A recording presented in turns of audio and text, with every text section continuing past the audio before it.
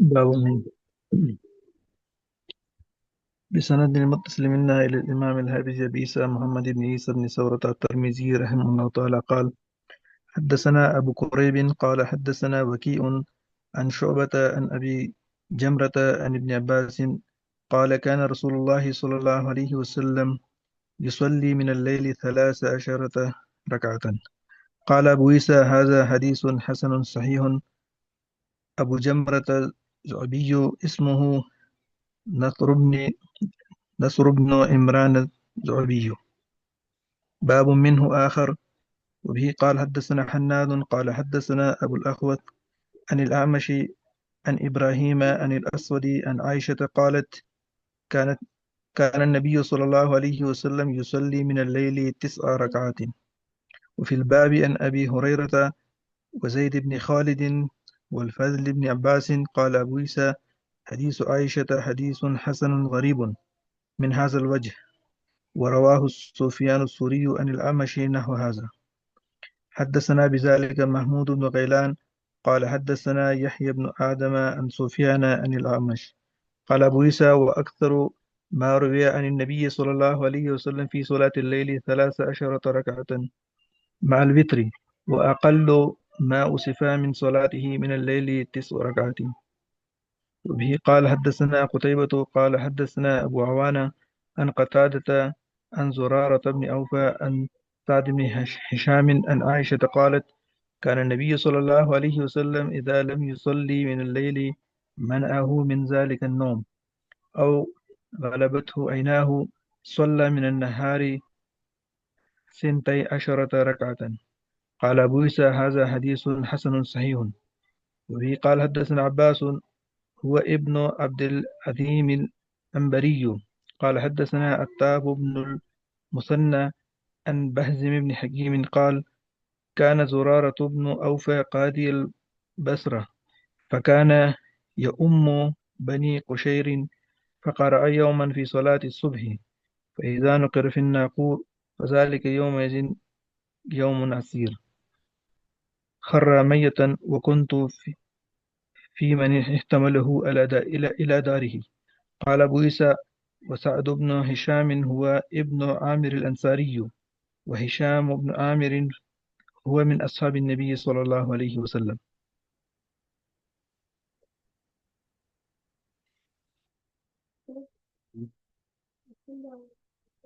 دماغ बंदा हुआ है ना आए खम शाबाश। ये बाब है बाब मिनो। तो हजरत इब्न अब्बास रज़ी अल्लाह ताला अन्हु से रिवायत है। ये यानी वही सलातुल लैल के अबवाब चल रहे हैं कि नबी पाक सल्लल्लाहु अलैहि वसल्लम रात को पढ़ा करते थे सलास अशरत रकातन 13 रकातें। काला अबू ईसा हादा हदीसुन हसनुन सही। जैसे हमने पिछले सबक में बात की थी कि आप अलैहिस्सलातु वस्सलाम की जो रात की तहज्जुद की नमाज है उसको सलातुल लैल भी कहा जाता है। वितर के नाम से भी उसको पुकारा जाता है कि आपने इतने वितर पढ़े। तो अब 13 रकात कैसे बने? आप 8 रकात जो है शुमार करें तहज्जुद के, 3 रकत वितर के, तो ये 11 हो गए। 2 रकत आप मुख्तसर वितर के बाद आप दो नवाफिल पढ़ते थे, तो इस तरह से 13 बन जाते थे। या कभी कभार यूं भी होता था कि आप सलाम शुरू में दो मुख्तसर रकतें पढ़ते थे, फिर आगे लंबी लंबी चार चार पढ़ लेते थे, तो फिर 3 वितर पढ़ लेते थे, तो इस तरह से 13 बन जाती थी। तो ये गोया कि आपकी रात की नमाज थी। लेकिन जाहिर है तादाद मुख्तलिफ होती थी। जैसे अगला बाब भी इसी बारे में। तो अगले बाब में हजरत आयशा रज़ी अल्लाह तआला अन्हा की रिवायत है कि नबी पाक सल्लल्लाहु अलैहि वसल्लम युसल्ली मिनल लैल पढ़ा करते थे रात को 9 रकात थी, 9 रकात। अब 9 रकात कैसे हो जाती हैं? 3 वितर हो गई, 6 आप सलाम ताजुद पढ़ लेते थे। तो कभी कभार जाहिर है इंसान है, कभी ज्यादा देर से उठ जाता है या कभी कभार तबीयत साथ नहीं देती, या जो भी एक होता था, तो कभी कभार आप उसको मुख्तसर भी करते थे। देखो आप सलाम का ना एक बड़ा अजीब और गरीब आपके खास तौर पर रात के मामूलात में तमाम अहादीस को देखकर ये साबित ये चीज सामने आती है कि आप मामूल एक कभी नहीं रखते थे। अब इसमें उलमा ने ये बात लिखी है कि मामूल एक ना रखने में दरअसल मुशक्कत ज्यादा है। देखो जब एक मर्तबा आदमी ताजुद का आदी हो या किसी भी काम का आदी हो जाए और उसका एक वक्त तय हो और टाइम तय हो और इतना करना है, फिर इंसान को उसकी आदत हो जाती है। لیکن یہ جب بار بار تبدیل ہوتا ہے نا تو دراصل اس میں مشقت زیادہ ہوتی ہے۔ اب آپ علیہ صلاۃ والسلام کبھی رات کے تھوڑا سا لیٹتے ہی پھر اٹھ کر تہجد پڑھ لیتے تھے، جس کو اول اللیل آپ کہہ سکتے ہیں۔ کبھی رات کے درمیان میں تہجد پڑھتے تھے، کبھی رات کے آخر میں تہجد پڑھتے تھے۔ پھر ایک آپ چینجنگ لاتے تھے رکعات میں، کبھی 13 پڑھ لی، پھر کبھی 15 پڑھ لی، کبھی 9 پڑھ لی، کبھی 7 پڑھ لی۔ اب اس طرح سے بھی چینجنگ لاتے تھے، تو اس طرح سے معمول بدل بدل دیتے تھے، جس سے مشقت بہت زیادہ ہوتی ہے کہ انسان کا ذہن عادی نہیں ہوتا، وہ عادت نہیں ہوتی۔ تو جتنی زیادہ مشقت آپ زیادہ مشقت اٹھاتے تھے، زیادہ ثواب کی خاطر یا اس میں زیادہ ثواب تھا، تو اس لیے بھی آپ کا معمول جو ہے نا وہ مستقل نہیں رہتا تھا۔ اور اس میں دوسری بات ظاہر یہی تھی کہ ایک انسان ہونے کے ناطے انسان کی طبیعت پر بھی اثر کرتی، تو کبھی کبھار آپ سے رکعتیں لمبی ہو جاتی تھی تو پھر رکعتیں تھوڑی ہو جاتی تھی، کبھی کبھار رکعتوں میں تھوڑی قرات کرتے تھے تو رکعتیں زیادہ ہو جاتی تھی۔ تو یہ دونوں قسم کے معمول آپ اختیار فرماتے تھے۔ وفي الباب عن ابي هريره وزيد بن خالد والفضل بن عباس رضي الله عنهم قال ابو عيسى حديث عائشه حديث حسن غريب من هذا الوجه، کہ اس میں غرابت ہے اس طرق میں، خاص طور پر اس طریق میں۔ وروا سفیان الثوری عن الأعمش وهذا حدثنا بذلك محمود بن غيلان قال حدثنا ابن آدم عن سفیان عن الأعمش قال ابو عيسى واكثر ما روي، زیادہ اکثر تعداد جو نبی علیہ السلام سے صلاۃ اللیل میں مروی ہے 13 رکعتا مع الوتر، دیکھو 13 رکعتیں وطر کے ساتھ۔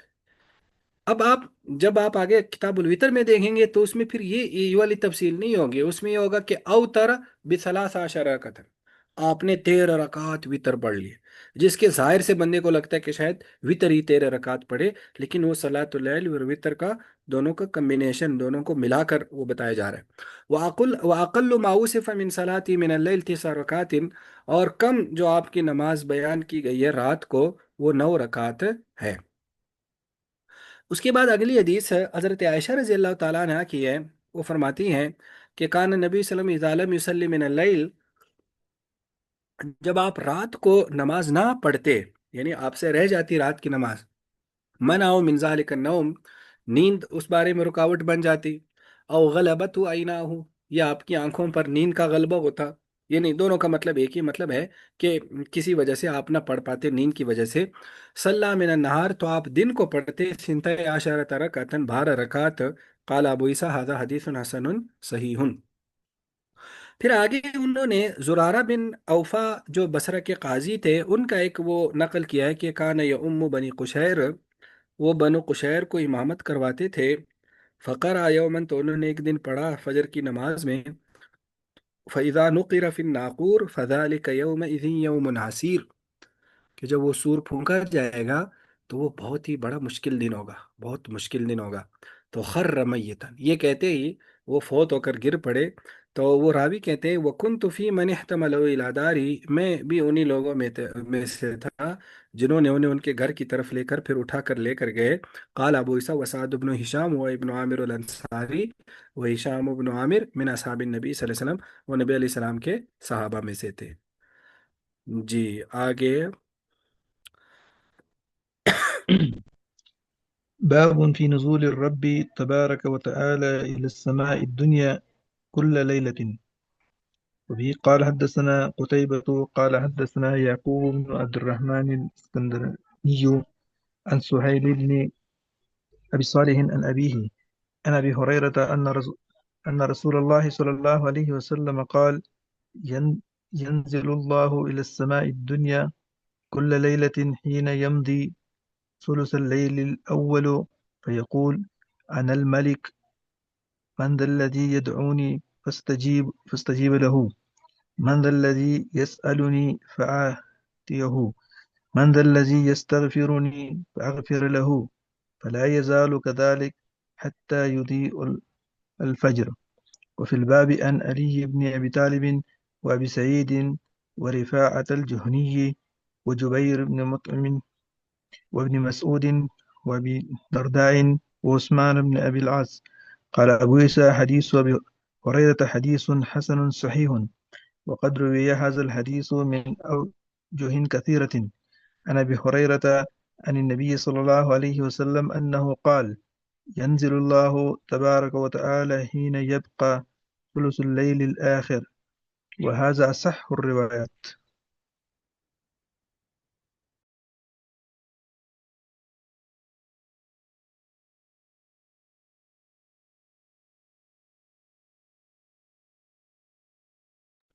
शाबाश।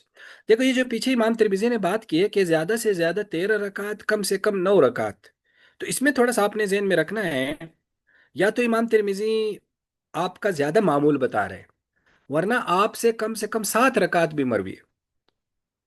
तिरमिजी में भी एक हदीस आएगी।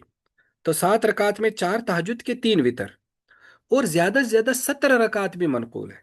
17 रकात, जिसमें 14 तहज्जुद और 3 वितर। लेकिन 17 के हवाले से ये ज़हन में रखना कि बसा औकात मुहद्दिसीन जो फजर की 2 सुन्नतें होती थी उसको भी शामिल कर लेते थे। तो अगर उसको हम शामिल कर लें तो फिर जाहिर है 15 रकात है, तो जिसमें 3 वितर, और जो है ना 15 में यानी दो तो वो हो गई, तो 15 रकात गए कि आपके 3 वितर, और 12 रकात आपके तहज्जुद। लेकिन बहरहाल इसमें जो ज्यादा मनकूल है वो 13 रकात का है और 11 रकात का। यानी 11 रकात का मतलब है कि 8 तहज्जुद 3 वितर, और 13 का मतलब है कि 10 तहज्जुद और 3 वितर। तो इस तरह से ये ज्यादा मामूल इसी का है। तो ये बाब इस बारे में कि बाबु नुजूली, के अल्लाह ताला का नुजूल, उतर आना, इला समाई दुनिया, आसमान दुनिया की तरफ, कुल्ल लैलतिन, हर रात। तो हदीस ये हज़रत अबू हुरैरा रज़ियल्लाहु ताला अन्हु से मरवी है कि नबी पाक सल्लल्लाहु अलैहि वसल्लम ने फरमाया कि यंजिलुल्लाहु तबारक व तआला, अल्लाह ताला उतर आते हैं, नीचे उतर आते हैं, इला समाई दुनिया, आसमान दुनिया की तरफ, कुल्ल लैलतिन, हर रात, हीन यमज़ी सुलुसुल लैलिल अव्वल, जब रात का पहला पहला तिहाई जब खत्म हो जाए। तो पहला ही, नहीं, रात को अगर आप 3 हिस्से में करें, तो पहला तिहाई जब खत्म हो जाए तो उसके बाद नीचे उतर आते हैं आसमानी दुनिया की तरफ, फयकुल, और कहते हैं, अनल मलिक, मैं बादशाह हूँ, मन जल्लदी यदऊनी, कौन है जो मुझसे कोई चीज़ मांगे, फास्तजीबु लहू, यानी मुझसे दुआ मांगे तो मैं उसकी दुआ कबूल करूँ। मन जल्लदी यसअलुनी, कौन है जो मुझसे कुछ मांगे, फ़ऊती, मैं उसे दे दूँ। मन जल्लदी यस्तगफिरुनी, कौन है जो मुझसे इस्तिगफार मांगे, फागफिर लहू, मैं उसकी मगफिरत कर दूँ। फला यज़ालु कज़ालिका हत्ता युज़िल फज्र, मुसलसल ऐसी आवाज़ें होती रहती है यहाँ तक कि फजर तुलू हो जाती है, रोशन हो जाती है। वो फिलबाब अन अली इब्न अबी तालिब व अबी सईद व रिफ़ाल जुहानी व जुबैर इब्न मुतइम व इब्न मसूद व अबी दरदा व उस्मान इब्न अबी अल-आस रज़ियल्लाहु अन्हु। क़ाल अबू ईसा हदीस अबी हुरैरा हदीसन हसनुन सहीहुन, व क़द रुवी हाज़ल हदीस, की हदीस मरवी है, मिन औजुइन कसीरा, बहुत सारे तुरुक में, हज़रत अबू हुरैरा से, नबी अलैहि सलाम से, कि यंज़िलुल्लाहु तबारक व तआला हीन यबक़ा सुलुसुल लैलिल आखिर, व हाज़ा असहु रिवायत, यानी बाज़ में ये कि जब आखिरी सुलुस रह जाता है उस वक्त आते हैं। उसमें था कि पहली सुलुस के बाद आ जाते हैं, इसमें कि जब आखिरी पहर रह जाता है, यानी रात के आखिरी तिहाई में आप आ जाते हैं, तो यूं भी गोया के अल्फाज है। देखो हदीस तो, एक तो इस हदीस की इस एतबार से अगर आप तशरीह देखें या इस एतबार से उसको देखें, एक नसीहत के एतबार से, या एक तहज्जुद की जो एक उसका एक मकाम है, कि ज़ाहिर है अल्लाह ताला खुद उस मौके पर आवाज़ें लगाते रहते हैं कि कोई मुझसे मांगे, कोई मुझसे दुआ मांगे, कोई मुझसे कोई चीज़ मांगे। तो इसलिए तहज्जुद की वह की बहुत ही ज़्यादा अहमियत है। अब इसमें एक टेक्निकल या इल्मी हवाले से एक है कि अल्लाह ताला उतर आते हैं। नुजूल, नुजूल का मतलब होता है ऊपर से नीचे आना। तो ऊपर से नीचे आना और जाना, फिर ऊपर जाना, ये अजसाम की सिफत है, जिस्म की। ये एक जिस्म का खासा होता है कि एक जिस्म पहले ऊपर होता है फिर नीचे होता है, और फिर जब नीचे होता है तो ऊपर नहीं होता, ऊपर होता है तो नीचे नहीं होता। तो हरकत हो गई, ऊपर हो गया, नीचे हो गया, सिमत हो गई, ये सारी चीज़ें जो है ना, ये अजसाम की सिफात हैं, जबकि अल्लाह ताला का जिस्म नहीं है। तो और ना अल्लाह ये अजसाम वाली सिफात के हामिल है, जिसमें हरकत हो गया, आना जाना हो गया, एक जगह से दूसरी जगह सिमत हो गया। तो ये चीज़ें अल्लाह ताला के लिए साबित नहीं हो सकती। तो जब भी अल्लाह के लिए ऐसी सिफत कुरान और हदीस में आ जाए जो अल्लाह की सिफत नहीं बन सकती, जो मखलूक की सिफत होती है, तो ऐसी सिफत को कहते हैं सिफत मुतशाबिहा। जैसे आया है कि अ, पिंडली, पिंडली का जिक्र है बाज अहादीस में, और इसी तरह हाथों का जिक्र है, यदुल्लाह मगलूला, या यदुल्ला यदाहु मबसूततान, अल्लाह के दोनों हाथ खुले हुए हैं। अब हाथों का जिक्र है, वजह चेहरे का जिक्र है। तो जब भी अल्लाह के लिए मखलूक या जैसे इस हदीस में यंजिलु उतरने का जिक्र है, तो सिफात मुतशाबिहात जब आ जाएं तो उस बारे में दो गोया के मसलक चलते हैं। एक मसलक है तफवीज का। तफवीज का मतलब होता है कि ये सिफत मुतशाबी अल्लाह के लिए साबित तो नहीं कर सकते। अब फिर ये क्या है ये सिफत, तो हम इस बारे में कुछ भी नहीं कहते, हम खामोशी इख्तियार करते। तफवीज का मतलब है उसको अल्लाह के हवाले करना, कि अल्लाह ने बोला है, अल्लाह ही उसकी मुराद ज्यादा जानते हैं, हम इस बारे में कुछ भी नहीं कहते। दूसरा एक सलफ में चाहे तावील का। तावील का मतलब होता है कि सिफत तो, ये जाहिरी सिफत तो अल्लाह के लिए हो नहीं सकती, तो इसका मतलब है इसका कोई ना कोई तावील करेंगे ताकि वो अल्लाह के एतबार से ठीक हो जाए।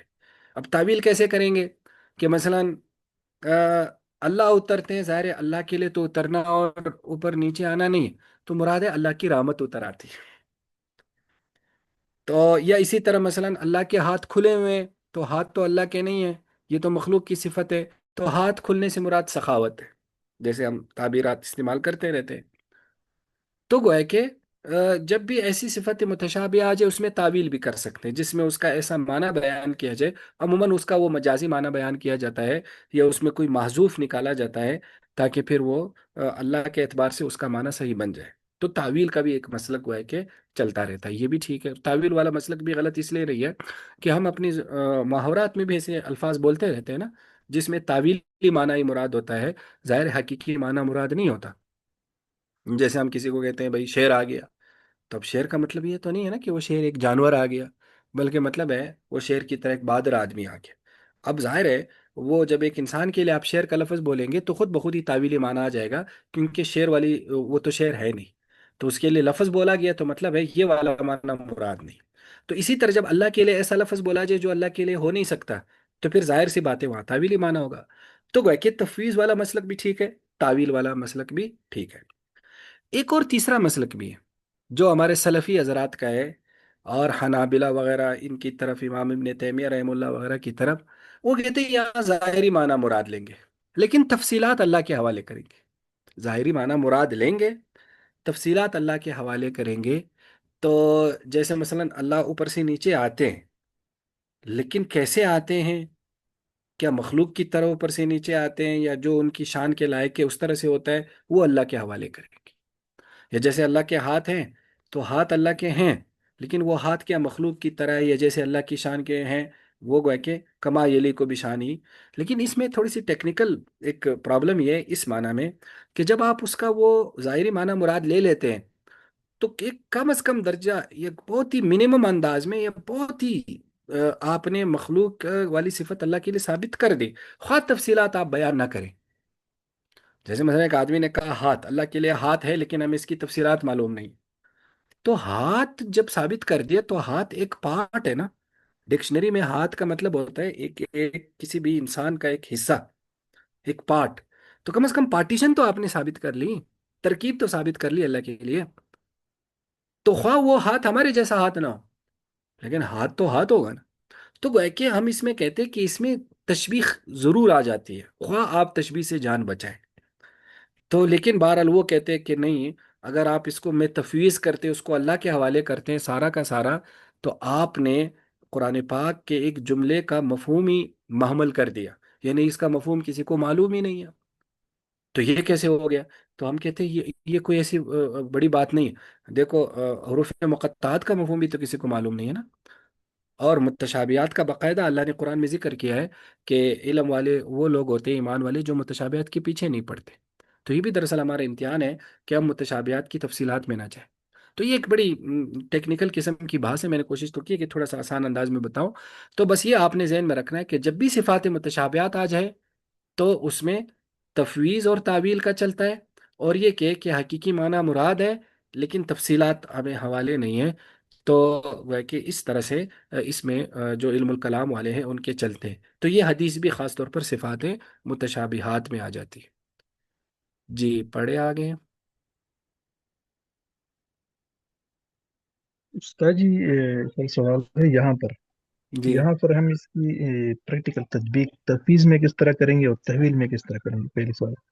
दूसरी सवाल ustad ये है कि जिस तरह अगर अल्लाह रब्बुल इज़्ज़त खुद मतलब अपने यद या ये नजूल की तरफ फरमा रहे, और जो सल्फी हजरात है वो कहते हैं जाहिर मुराद ले लो लेकिन जो कैफियत है इसको बिल मजहूल आप समझे, तो उनकी शरत में कितनी की, क्योंकि हम हमारे हनाफ या शायरा मातुरीदी वगैरह तो इसके ऊपर बिल्कुल ही क्लियर कट है कि वो बज़ाहिर मानूम और एक दूसरे के ऊपर बहुत खतरनाक तक फितवे भी चलते हैं। जिस तरह हमारे यहाँ पेशावर में एक है ना मौलाना अमीन, अमीन साहब हैं, तो वो फिर कहते जी जिनका ये अकीदा हो अल्लाह के बारे में, जो ये तफवीज से काम लेते हैं या तहवील से, वो तो कहते हैं कि वो तो कुरान से खुद मतलब इनहराफ करते हैं। अल्लाह रब्बुल इज़्ज़त एक सिफत खुद बयान अपना फरमा रहे हैं और हम उसकी तहवीलात कर लेते हैं, तो कहते हैं कि अकायद ठीक नहीं है। मतलब एक दूसरे के ऊपर अकायद तक इतनी बड़ी तक ये कशमकश चलती भी रहती है फिर। हाँ बिल्कुल। वो अमीन बिशावरी की तो बात नहीं कर रहे हैं, मुल्ला अमीन बिशावरी। जी जी जी जी, वही वही वाली जी। वो बहुत बहुत मशहूर गैर मुक़ल्लिद आलिम है, और अच्छे आलिम है माशाल्लाह, यानी ऐसा नहीं है, उनकी इस्तेदाद बड़ी अच्छी है। तो बस जब आप देखें तो अ, कुरान पाक का असल में अकायद का ना वो होता यूँ है कि ख़ास तौर पर जो इलाही सिफ़ात होती हैं, यानी इलाहियात से मुतलिक आयात और हदीसें होती है, तो उसको मजमूई देखा जाता है। क्योंकि ये कुछ क्लियर कट उसूल तो कुरान और हदीस से साबित है, जिसमें एक बहुत बड़ा उसूल है कि लैसा कमिथलिही शै, कि अल्लाह जैसे कोई भी नहीं है। तो गया कि अल्लाह इस ज़ाहिर है अल्लाह मखलूक नहीं है ना, वो खालिक है। तो बाकी दुनिया को सारी चीज़ें मखलूक है ना, यानी हर चीज़ मखलूक है। तो अल्लाह मखलूक की तरह नहीं है। तो जब मखलूक की तरह नहीं है तो मखलूक की कोई भी सिफत अल्लाह के लिए नहीं हो सकती। तो जब वो मखलूक वाली सिफात अल्लाह के लिए नहीं हो सकती, तो अब अगर अल्लाह के लिए कोई ऐसी मखलूक वाली सिफत आ जाए, तो अब कुछ तो करना होगा ना उसका।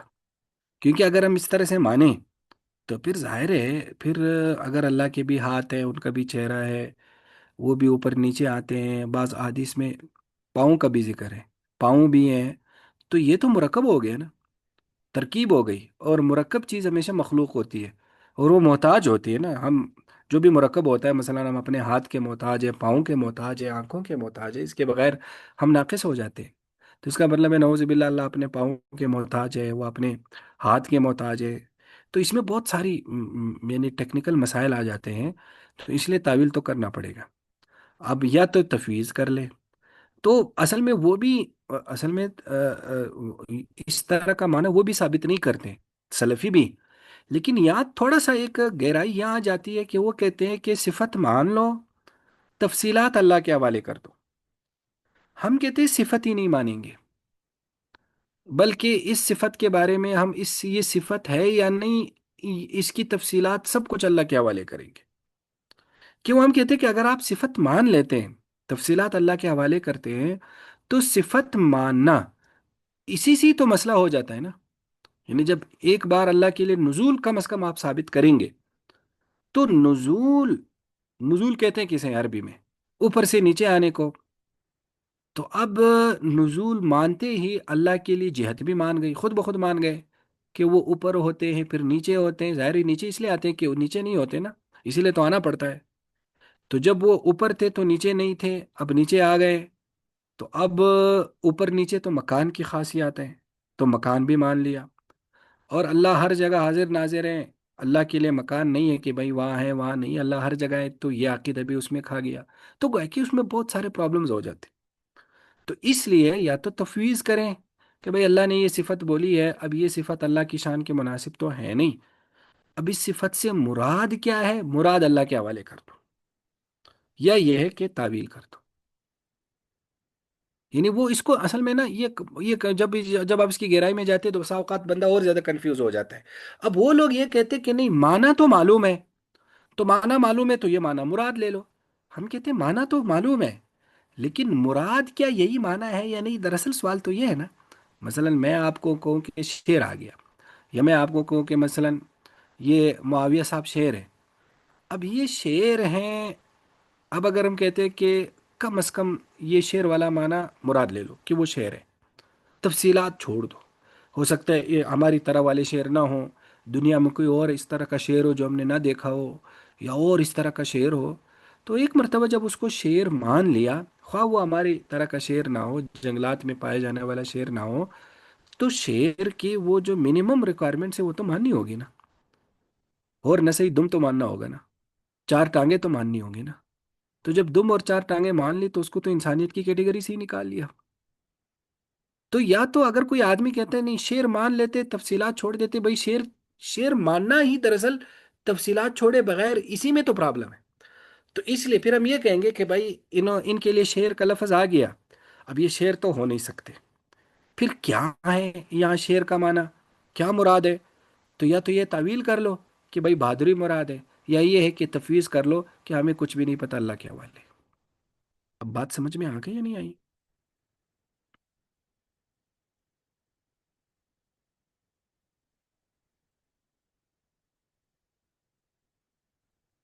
سمجھ میں آ گئی یا نہیں آئی؟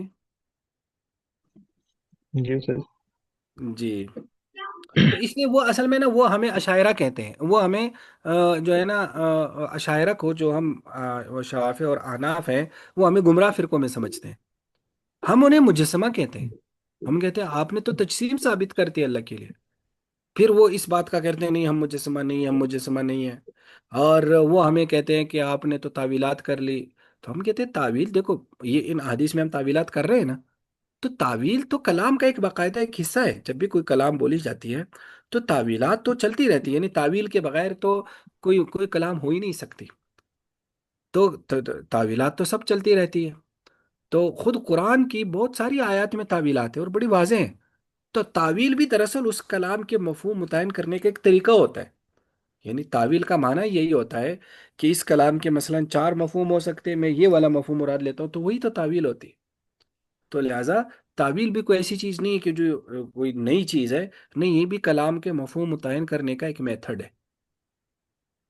جی پڑھیں۔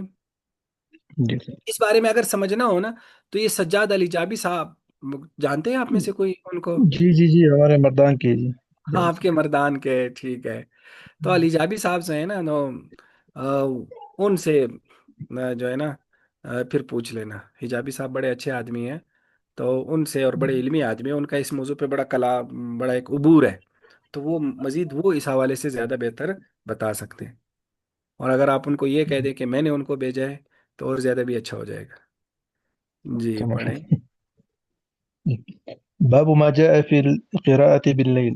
وبه قال حدثنا محمود بن غيلان قال حدثنا يحيى بن إسحاق قال حدثنا حماد بن سلمة عن ثابت البناني عن عبد الله بن رباح الأنصاري عن أبي قتادة أن النبي صلى الله عليه وسلم قال لأبي بكر: مررت بك وأنت تقرأ وأنت تحفظ من صوتك، فقال إني أسمعت من ناجيت. قال ارفع قليلا. وقال لعمر: مررت بك وأنت تقرأ وأنت ترفع صوتك. قال إني أوفز واسنانا وأطرد الشيطان. قال احفظ قليلا. وفي الباب عن عائشة وأم, وأم هاني وأنس وأم سلمة وابن عباس.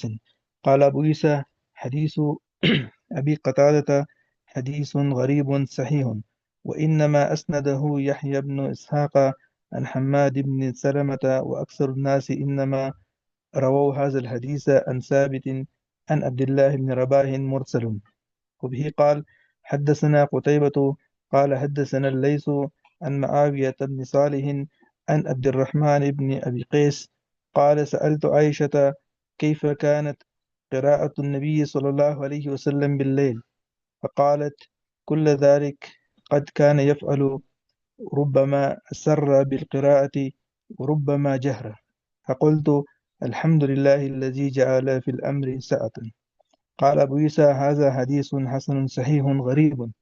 وبه قال حدثنا أبو بكر محمد بن نافع البصري قال حدثنا عبد الصمد بن عبد الوارث عن إسماعيل بن مسلم العبدي عن أبي المتوكل الناجي عن عائشة قالت: قام النبي صلى الله عليه وسلم بآية من القرآن ليلة. قال أبو عيسى: هذا حديث حسن غريب من هذا الوجه.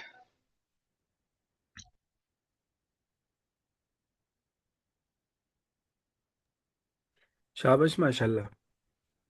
تو یہ باب ہے کہ رات میں قرات کرنا। باب ما جاء فی القراءۃ باللیل، یعنی رات میں آپ علیہ الصلوۃ والسلام کی قرات کیسے ہوتی تھی۔ تو حضرت ابو قتادہ رضی اللہ تعالیٰ عنہ سے روایت ہے، وہ فرماتے ہیں کہ نبی پاک صلی اللہ علیہ وسلم نے حضرت ابو بکر سے فرمایا، مررت بکا، میرا آپ پر گزر ہوا، وانت تقرأ، آپ قرات کر رہے تھے، یعنی رات کا بتا رہے، وانت تخفض من صوتک، آواز آپ نے کافی پست رکھی تھی، آہستہ پڑھ رہے تھے۔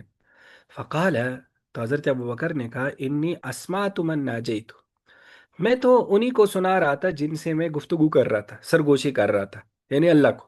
اللہ میری باتیں چونکہ سن پاتے ہیں، تو اس لیے زور سے پڑھنے کی ضرورت ہی نہیں ہے۔ تو میں سنا رہا تھا ان کو جن سے میں سرگوشی کر رہا تھا۔ سرگوشی کا مطلب ہوتا ہے کسی سے چپکے سے بات کرنا۔ تو وہ چونکہ میری بات سن رہے تھے، سن سکتے ہیں، سن رہے ہیں، تو لہٰذا زور سے پڑھنے کی ضرورت نہیں۔ لیکن آپ نے فرمایا ارفع قلیلا، تھوڑا سا آواز اونچی کرو، آپ بہت ہی پست پڑھ رہے تھے، تھوڑا سا اونچی کرو۔ وقال علی عمر، حضرت عمر سے کہا، مررت بک، میرا آپ پر گزر، وانت تقرأ، اور آپ پڑھ رہے تھے، وانت تر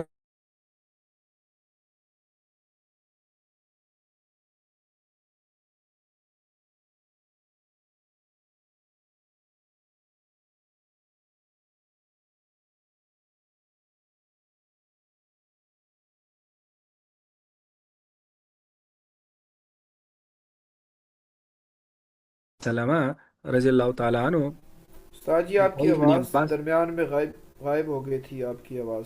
حضرت یہ عمر رضی اللہ تعالیٰ عنہ، حضرت کہاں عمر سے رضی غائب ہوئی اللہ تھی؟ تعالیٰ عنہ حضرت عمر سے گزرے تو وہ اونچا پڑھ رہے تھے یہاں سے۔ ہاں، وانت طرف صوتک، آپ اونچا پڑھ رہے تھے، قال، جی انہیں کہا، انی اوقظ الوسنان، میں سونے والوں کو جگا رہا تھا، وہ اطرد الشیطان، اور شیطان کو بگا رہا تھا۔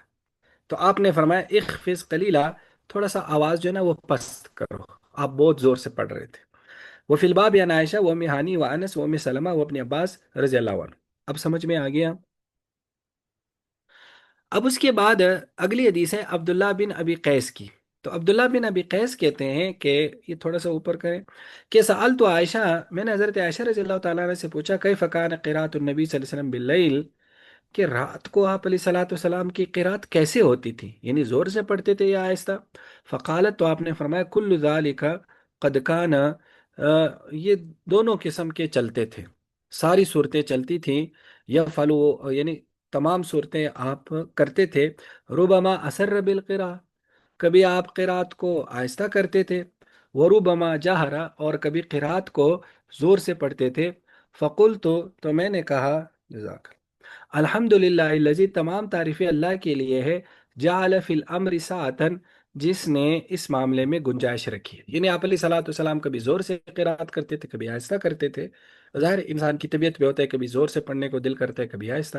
قال ابو عیسیٰ ھذا حدیث صحیح غریب، قال ابو عیسیٰ حدیث ابی قتادہ حدیث غریب، وانما اسند یحیی بن سعید عن حماد بن سلمہ، یعنی اس کو جو مرفوع بیان کیا وہ یحییٰ بن سعید نے بیان کیا، اور یعنی متصل جو بیان کیا۔ اکثر لوگوں نے اس حدیث کو ثابت سے، انہوں نے عبداللہ بن رباح سے مرسل بیان کیا، یعنی اس میں صحابی کا واسطہ نہیں ہے۔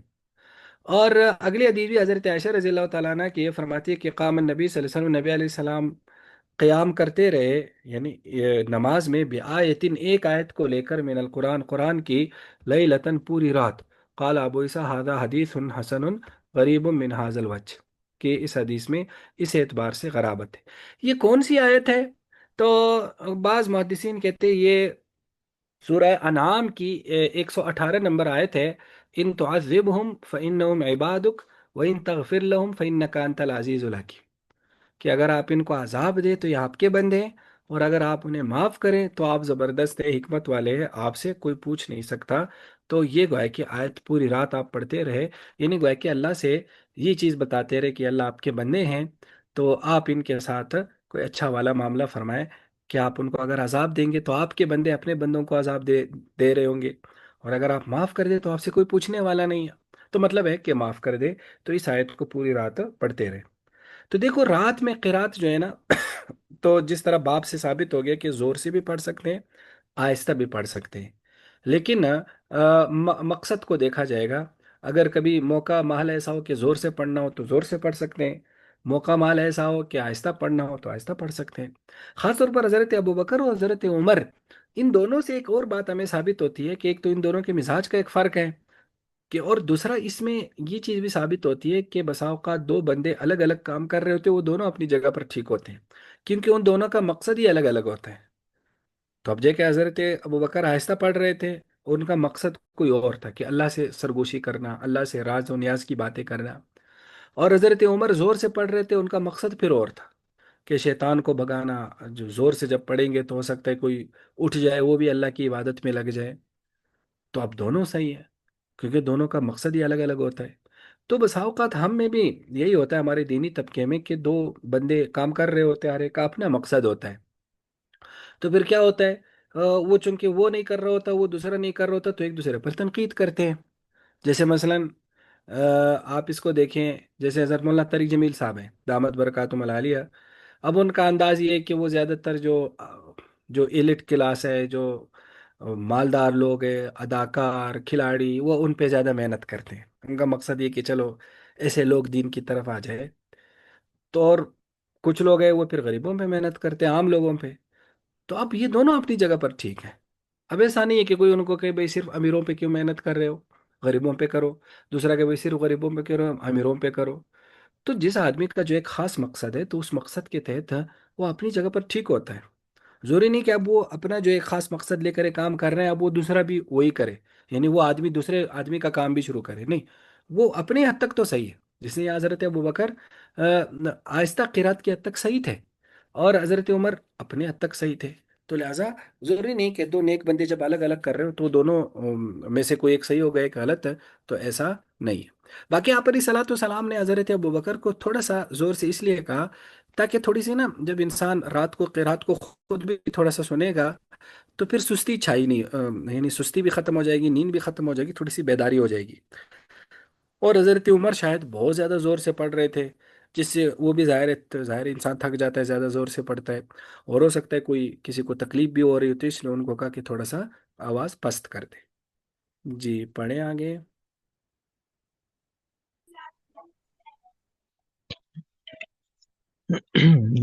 باب ما جاء في فضل صلاة التطوع في البيت.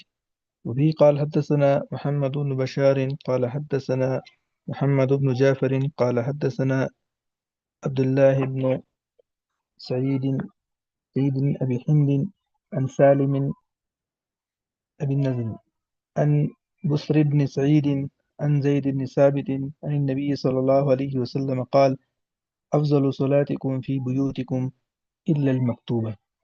وفي الباب عن عمر بن الخطاب وجابر بن عبد الله وأبي سعيد وأبي هريرة وابن عمر وعائشة وعبد الله بن سعد وزيد بن خالد الجهني. قال أبو عيسى حديث زيد بن ثابت حديث حسن. وقد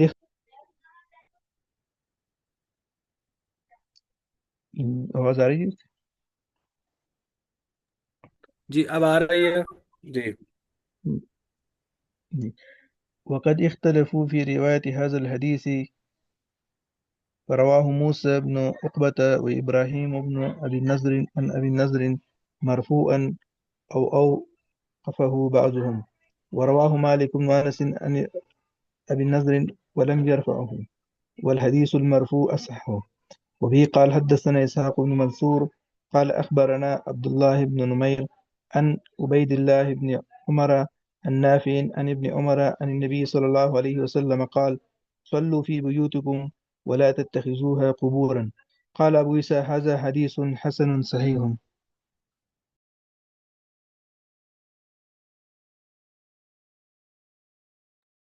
شابش ماشاء اللہ۔ یہ باب ہے، باب مجا فی فضل صلاۃ طوع فی البیت ہے کہ رات میں نوافل پڑھنے کی فضیلت۔ تو حضرت زید بن ثابت فرماتے ہیں کہ نبی افضل صلاتکم فی بیوتکم، سب سے بہترین تمہاری نماز گھروں، وہ نماز ہے جو گھروں میں پڑھی جائے، الا المکتوبہ سوائے فرض کے، وہ تو مسجد میں باقی جو نمازیں سنتیں نوافل وغیرہ۔ وہ فی الباب عن عمر بن الخطاب و جابر بن عبداللہ و ابی سعید و ابن و ابی ہریرہ و ابن عمر و عائشہ و عبداللہ بن سعد و زید بن خادل الجہنی رضی اللہ تعالی عنہم۔ اس کے بعد آگے فرماتے قال ابو عیسیٰ حدیث زید بن ثابت حدیث حسن۔ وقد اختلفوا فی روایت هذا الحدیث، اس حدیث کی روایت میں کچھ اختلاف ہے کہ موسیٰ بن عقبہ اور ابراہیم بن ابی نذر نے اس کو مرفوع روایت کیا ہے، یعنی نبی علیہ السلام کا قول، وأوقف بعضهم، اور بعض نے اس کو موقوف بیان کیا، یعنی حضرت زید بن ثابت کا قول بیان کیا۔ ورواه مالک بن نظر ولم يرفع والحدیث المرفوع، ایسا حدیث مرفوع زیادہ صحیح ہے، یعنی یہ نبی علیہ السلام کا فرمان ہے۔ اور دوسری حدیث حضرت ابن عمر نبی علیہ السلام سے روایت کر میں صلو فی بیوتکم، اپنے گھروں میں نماز پڑھا کرو۔ یہ شاید یہ حدیث پہلے بھی آئی تھی یا نہیں آئی تھی؟ قال ابو عیسیٰ ھذا حدیث حسن صحیح۔ دیکھو، قبرستان مت بناؤ، اس کا ایک معنی ہے،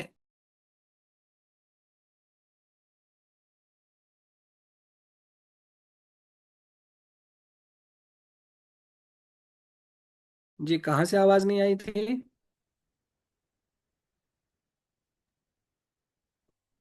یہ قبرستان مت قبرستان نہ بناؤ۔ بناؤ۔ جی، قبرستان مت بناؤ، دیکھو اس کا ایک مطلب ہے کہ وہاں قبریں مت بناؤ، گھروں میں قبریں مت بناؤ۔ قبریں بنانے کے لیے قبرستان ہے، ایک تو ایک مطلب یہ، لیکن دوسرا مطلب جو حدیث کے پہلے والے جملے سے زیادہ وہ میچنگ کرے گا، اس کا مطلب ہے کہ اسے قبرستان مت بناؤ کہ جس طرح قبرستان میں کوئی نماز نہیں پڑھتا، مردے ہوتے ہیں، تو تم گھروں کو ایسا نہ بناؤ کہ کوئی بھی نماز نہ پڑھ رہا ہو، تو اس میں نمازیں پڑھ لیا کرو، یعنی نوافل پڑھ لیا کرو۔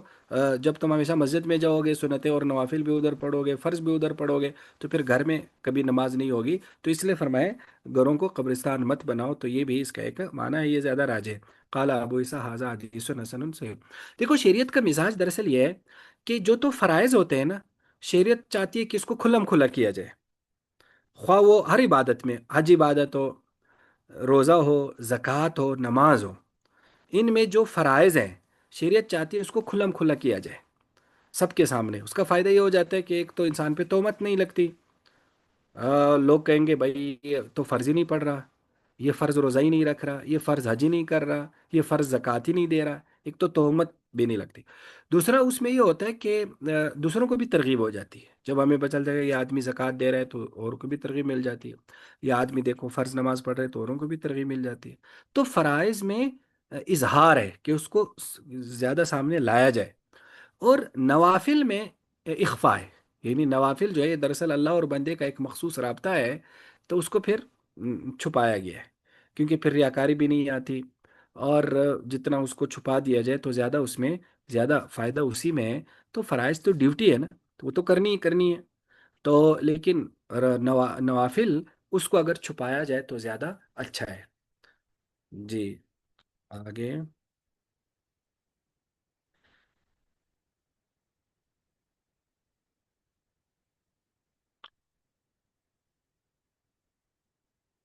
جی پڑھے آگے، ابا الوتر شروع ہو رہا ہے۔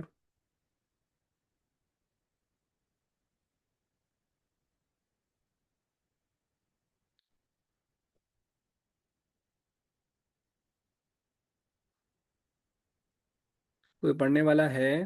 جیسا ہی میں پڑھتا ہوں، بسم اللہ الرحمن الرحیم۔ جی اب باب الوتری، باب ما جاء فی فضل الوتری، سند متصل من الامام الحافظ ابی عیسیٰ محمد بن عیسیٰ بن سورۃ الترمذی رحمہ اللہ تعالی قال حدثنا قتيبة قال حدثنا ليث بن سعد عن يزيد بن أبي حبيب عن عبد الله بن راشد الزوفي عن عبد الله بن أبي مرة الزوفي عن خارجة بن حذافة رضي الله تعالى عنه أنه قال خرج علينا رسول الله صلى الله عليه وسلم فقال إن الله أمدكم بصلاة هي خير لكم من حمر النعم الوتر جعل الله لكم فيما بين الصلاة العشاء إلى أن يطلع الفجر وفي الباب عن أبي هريرة وعبد الله بن عمرو وبريدة وأبي بصرة صاحب النبي صلى الله عليه وسلم قال أبو عيسى حديث خارجة بن حذافة رضي الله عنه حديث غريب لا نعرفه إلا من حديث يزيد بن أبي حبيب وقد وهم بعض المحدثين في هذا الحديث وقال عبد الله بن راشد الزرقي وهو وهم زاد في نسخة علامة أحمد محمد شاكر بعد قولهم وهو وهم في هذا وأبو بصر الغفاري اسمه حميل بن بصرة وقال بعضهم جميل بن بصرة ولا يصح ثم زاد في نسخة علامة أحمد محمد شاكر والشيخ شعيب الأرنوط كلتيهما وأبو بصرة الغفاري رجل آخر يروي عن أبي ذر رضي الله تعالى عنه وهو ابن أخي أبي ذر رضي الله تعالى عنه۔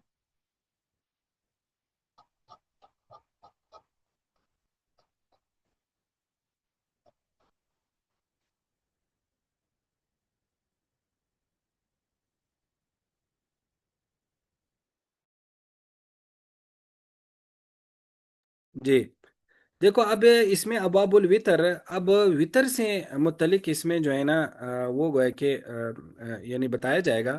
تو سب سے پہلے باب ہے باب ما جاء فی فضل الوتر، وطر کی فضیلت کے بارے میں. تو خارجہ بن اضافہ کہتے کہ نبی علیہ السلام ہمارے پاس تشریف لائے، باہر نکلے، فرمائے ان اللہ امدکم بصلاۃ، اللہ نے تمہارے لیے ایک نماز بڑھا دی ہے، ہی خیر لکم، وہ تمہارے لیے زیادہ بہتر ہے، من حمر النعام، سرخ اونٹوں سے، وہ تمہارے لیے زیادہ بہتر ہے سرخ اونٹوں سے.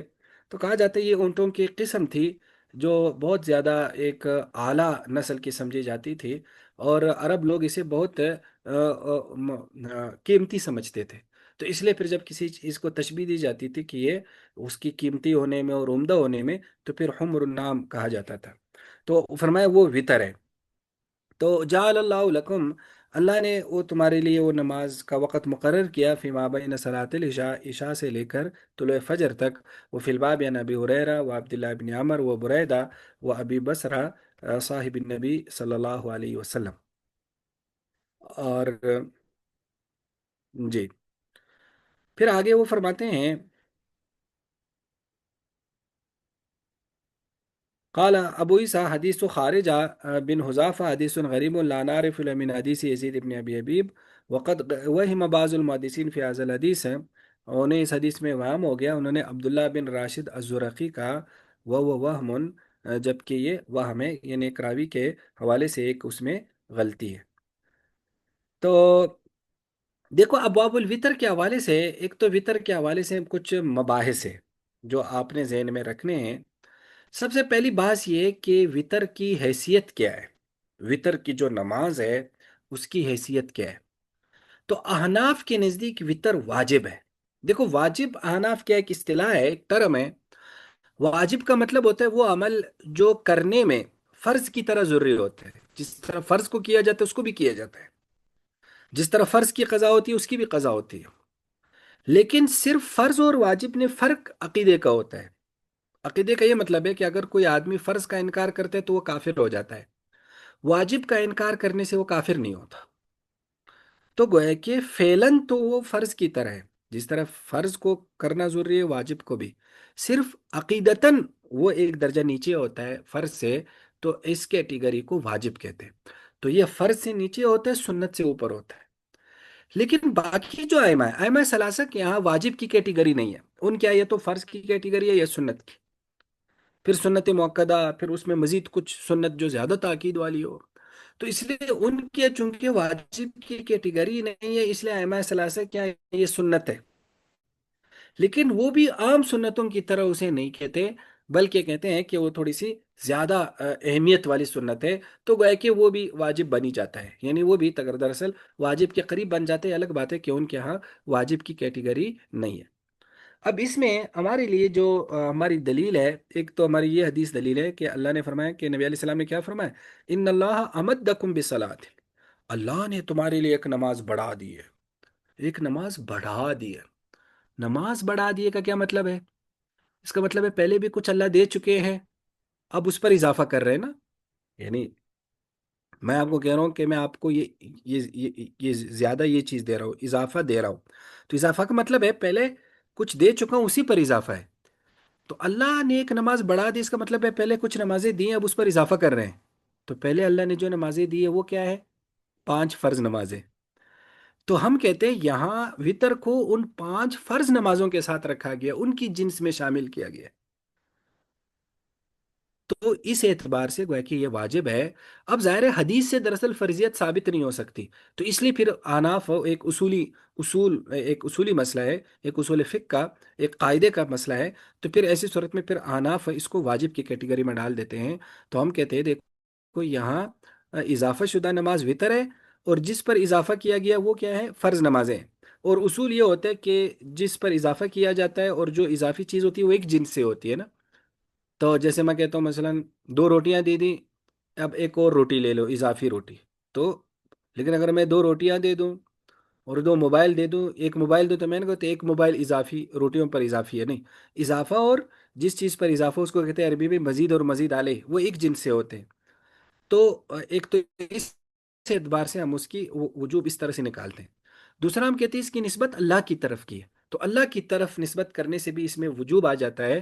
اگر نبی علیہ السلام کہتے کہ میں نے اس کو شروع کیا تو پھر وہ سنت میں آ جاتی، جیسے آپ سنتیں پڑھتے تھے 12 سنتیں، تو یہاں ڈائریکٹ نسبت اللہ کی طرف کی ہے، تو اس اعتبار سے بھی اس میں کیا آ جاتا ہے، یہ واجب ہو جاتا ہے۔ اور آگے پھر اس کا وقت بتا دیا، تو دیکھو وطر کا جو وقت ہے وہ عشاء کے بعد شروع ہوتا ہے، یعنی جس نے عشاء کی نماز پڑھ لی، فرض پڑھ لی، اس کے وطر کا وقت شروع ہو گیا، پھر اس کا فجر تک رہتا ہے۔ لہذا جس آدمی نے عشاء کی نماز نہیں پڑھی اس کے وطر کا وقت شروع نہیں ہوا، کیونکہ وطر عشاء سے پہلے نہیں ہوتے، عشاء کے فرض سے، عشاء کے فرضوں کے بعد اس کا وقت شروع ہوتا ہے، پھر طلوع فجر تک جو ہے نا وہ اس کا وقت رہتا ہے۔ تو یہ ہے اس کی حیثیت۔ پھر آگے اس کے رکعات وغیرہ یا آگے اس پر مزید ابواب جو ہے نا وہ بھی آئیں گے۔ یہ سمجھ میں آ گیا یا نہیں آیا؟ یہ ایک باب اور بھی پڑھ لیں۔ جی استاد جی، ایک اور پوچھ۔ باب ما جاء ان الوتر ليس بحتم وبه يقول حدثنا ابو كريب قال حدثنا ابو بكر بن عياش قال حدثنا ابو اسحاق عن عاصم بن زمرة عن علي رضي الله تعالى عنه قال الوتر ليس بحتم كصلاتكم المكتوبة ولكن سن رسول الله صلى الله عليه وسلم قال ان الله وتر يحب الوتر فأوتروا يا أهل القرآن وفي الباب عن ابن عمر وابن مسعود وابن عباس رضي الله تعالى عنهم قال أبو عيسى حديث علي حديث حسن وروى سفيان الثوري وغيره عن أبي إسحاق عن عاصم بن زبرة عن علي رضي الله تعالى عنه قال الوتر ليس بحتم كهيئة الصلاة المكتوبة ولكن سنة سنها رسول الله صلى الله عليه وسلم حدثنا بذلك بندار وقال حدثنا عبد الرحمن بن مهدي عن سفيان وهذا أصح من حديث أبي بكر بن عياش وقد روى منصور بن المعتمر عن أبي إسحاق نحو رواية أبي بكر بن عياش۔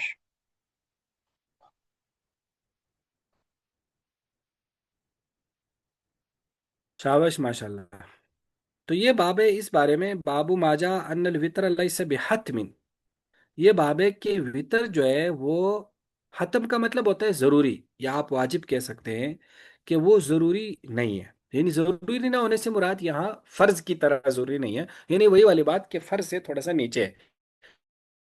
لیکن چونکہ امام ترمذی شافی ہے تو وہ ائمہ ثلاثہ کے مطابق وہ نقل کر رہے کہ یہ گویا کہ اس میں آناف کا بھی رد ہوتا ہے کہ آناف تو واجب کہتے ہیں، تو گویا کہ یہ واجب کی یعنی فرض کی طرح نہیں ہے، گویا کہ قسم مانتے ہیں اس طرح سے، یعنی وہ سمجھتے کہ جیسے آناف اسے فرض مان رہے ہیں۔ تو حضرت علی رضی اللہ تعالیٰ کا قول ہے، فرمایا الوتر سے بحتم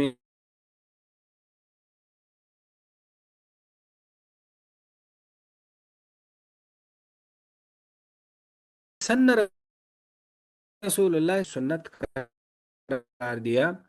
تو فقال آپ نے فرمایا ان اللہ وطر، اللہ بھی طاق ہے، یحب الوطر، اللہ طاق کو پسند کرتا ہے، فاوتروا یا آل القرآن، اس سے آل قرآن تم بھی وطر پڑھا کرو، یعنی آل قرآن سے مراد ہے اے قرآن والو، یعنی اے مسلمانوں۔ فی الباب یعنی ابن عمر وابن مسعود وابن عباس رضی اللہ عنہ قال ابو عیسیٰ حدیث علی حدیث حسن۔ اور آگے اس کی ایک دوسری سند بیان کی، وہ بھی حضرت علی رضی اللہ تعالیٰ عنہ سے، وہ فرماتے ہیں الوتر لیس بحتم کہیئت الصلاۃ المکتوبہ، یہ فرض نماز کی شکل کی طرح یا فرض نماز کی جو حیت ہے، جو اس کی ایک حیثیت ہے، اس کی طرح یہ حتم یعنی ضروری نہیں ہے، لیکن یہ سنت ہے، سنہ رسول اللہ صلی اللہ علیہ وسلم۔ حدثنا بذلك بندار حدثنا عبد الرحمن بن مہدی عن سفیان واذا اساو من حدیث ابی بکر بن ابی عیاش وقد رواه منصور بن المعتمر عن ابی اسحاق نحو روایت ابی بکر بن عیاش۔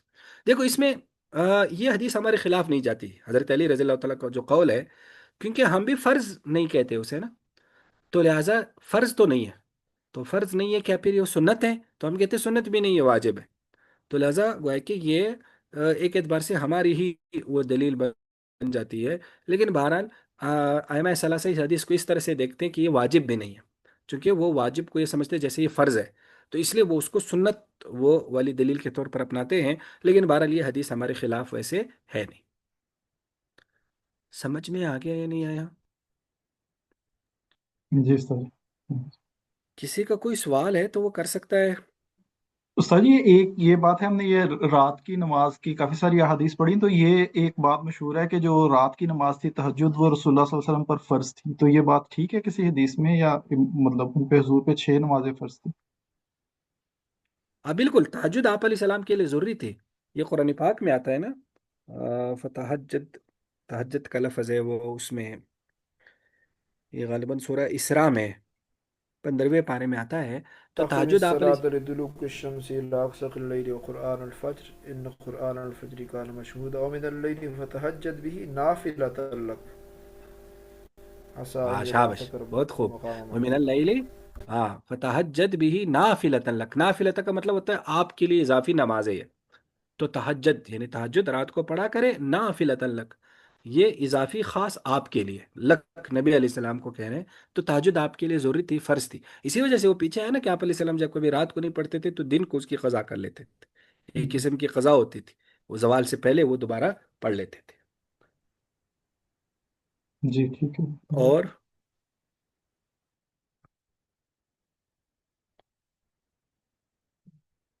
السلام علیکم سر. وعلیکم السلام ورحمۃ اللہ. جی سر میں نے یہ پوچھنا تھا کہ اس میں اختلاف کیوں ہے، کہ وتر واجب ہے یا یہ سنت ہے؟ کیونکہ جیسے باقی رکعات یا باقی نمازوں کی فرضیت ہوئی، اسی طرح نبی کرم صلی اللہ علیہ وسلم نے منی حدیث میں آپ نے بتایا. تو اس میں اختلاف کیوں ہے، یہ میرا سوال ہے. دیکھو، دراصل اختلاف اس اعتبار سے ہے کہ فرض نماز تو ہے نہیں، اس بات پر تو اتفاق ہے، لیکن یہ سنتوں کی طرح بھی نہیں ہے. سنتوں کی طرح بھی نہیں ہے، کیونکہ یہ جو آپ علیہ السلام 12 سنتیں پڑھا کرتے تھے اس میں اس کو محدثین اس کو کاؤنٹ نہیں کرتے.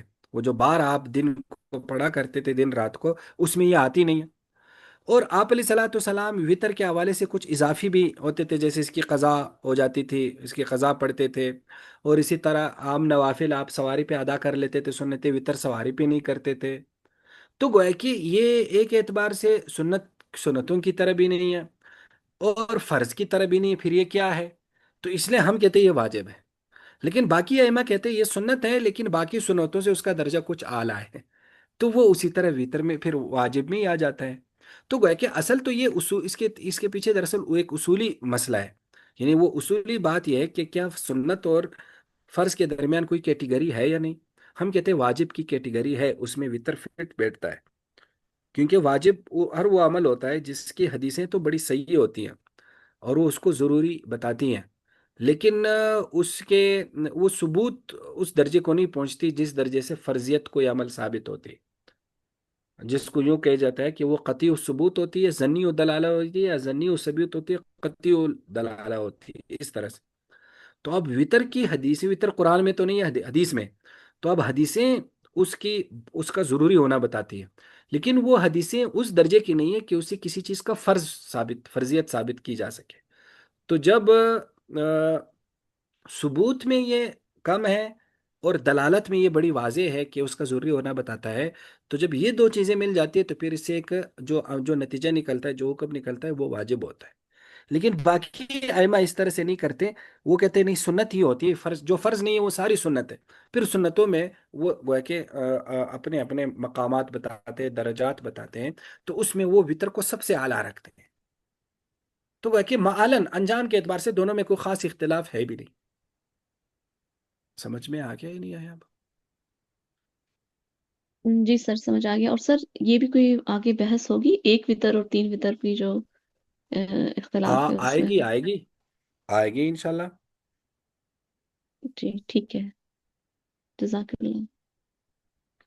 جی اور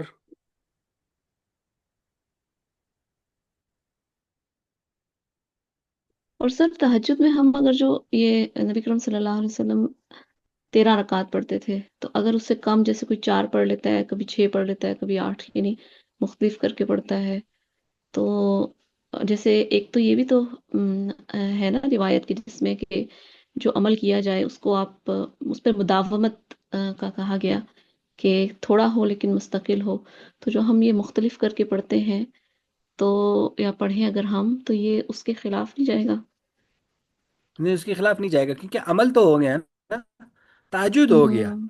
تو بس اصل میں کہ وہ عمل میں مداومت آ گیا، باقی اس کی تفصیلات میں نہیں ہے. یہ ایسا ہی جس طرح مثلا قرآن کی تلاوت روزانہ کرے، اب اس میں کبھی ایک رکوع پڑھے، کبھی ایک پارہ پڑھے، وہ مداومت وہ اس نفس عمل سے.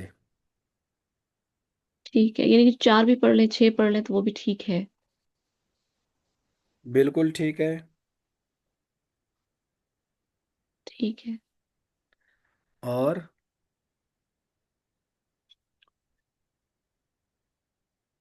چلے جی اتنا کافی ہے پھر انشاءاللہ آج. جی جزاک اللہ استاذ شکریہ.